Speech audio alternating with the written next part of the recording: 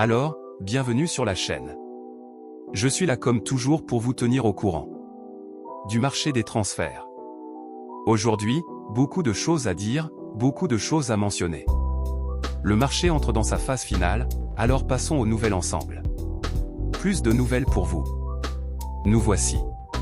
Prêts pour la dernière semaine. Elle arrive. Nous sommes en week-end avant la dernière semaine. Et laissez-moi commencer par les nouvelles.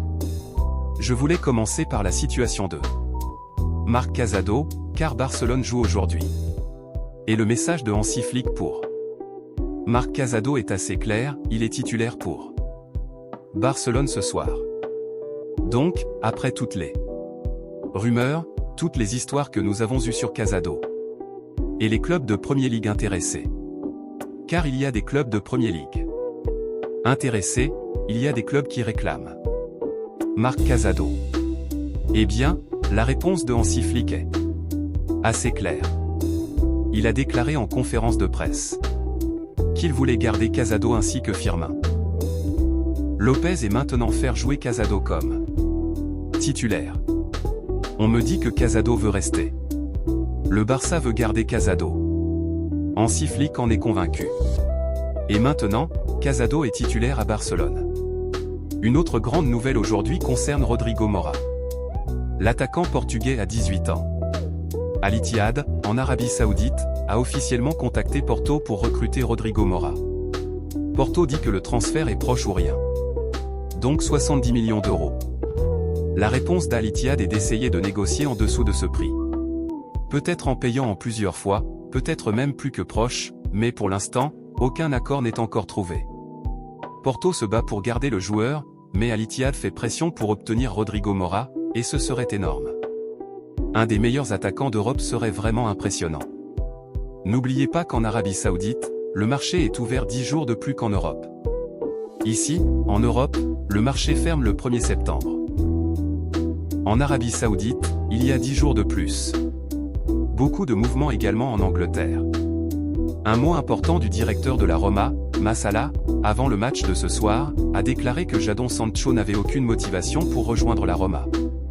Il a donc déclaré que pour le moment, nous ne pouvions pas donner suite à cette transaction. Il y a exactement une semaine, lundi dernier, Jadon Sancho a dit non à la Roma et a rejeté la proposition. La Roma a passé la semaine à essayer d'ouvrir la porte, mais rien n'a changé avec Sancho, qui a toujours refusé cette opportunité. Maintenant, le directeur de la Roma déclare publiquement que Sancho ne veut pas partir.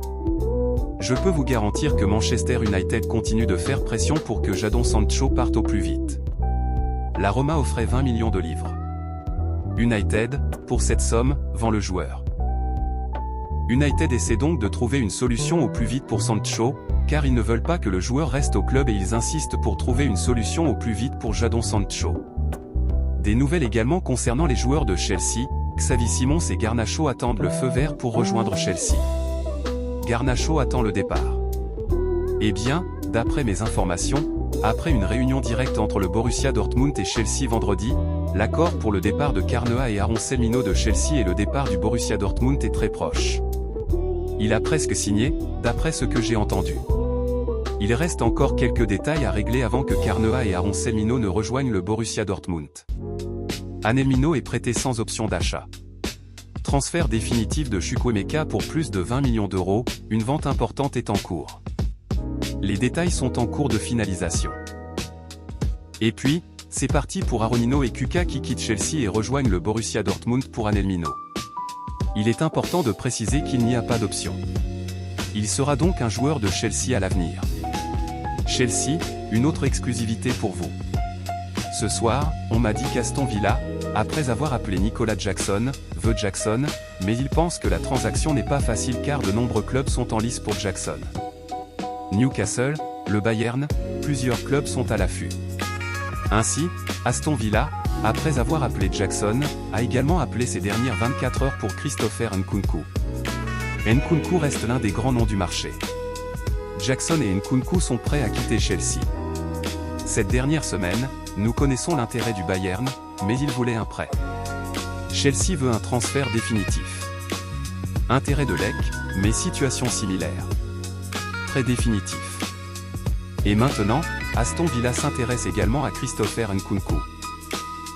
Aston Villa a d'abord appelé Nicolas Jackson, puis Nkunku, sans oublier Marco Asensio dans sa shortlist.